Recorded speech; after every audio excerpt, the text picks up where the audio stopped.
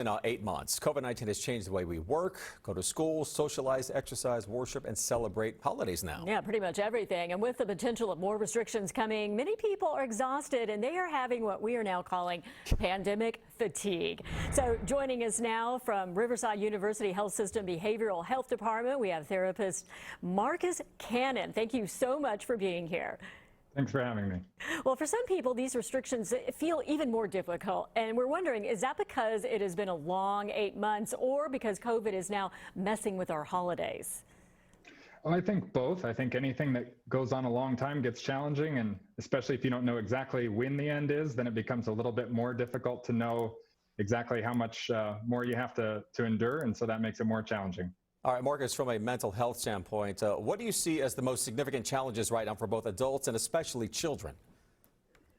I think for adults and children, the change in routine is tough.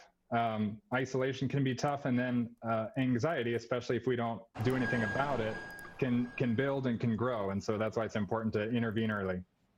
And are there things you can suggest that we could do to make the next few weeks more manageable? Yeah, I think absolutely. I think the holidays are certainly a time that are about giving as well as, about receiving. So whenever we help others, we tend to feel better. And this year gives us no shortage of opportunities to help others. All of the major faiths teach that, giving is sort of better than to receive. And it doesn't matter if we have a lot to give, just giving a little bit can really go a long ways. The basics of getting good sleep, some regular exercise, eating healthy food. When we take good care of our bodies, it helps our mental health as well.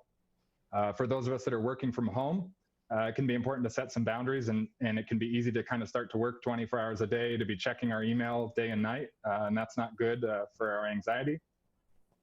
I think drawing reasonable limits around our social media and our media consumption, there's lots of things to worry about in the news these days. So drawing some limits and saying, okay, this is enough for now, I'm going to turn it off, it's time to wind down for bed.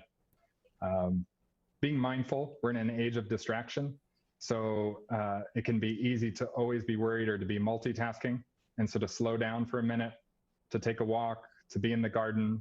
Southern California, we're blessed with great weather. It's not like we're going to be snowed in for the next 100 days, so to go outside and get some sunshine, just those little things can help to turn down our stress, turn down our adrenaline, and help us refocus on the things that we do have to be grateful for.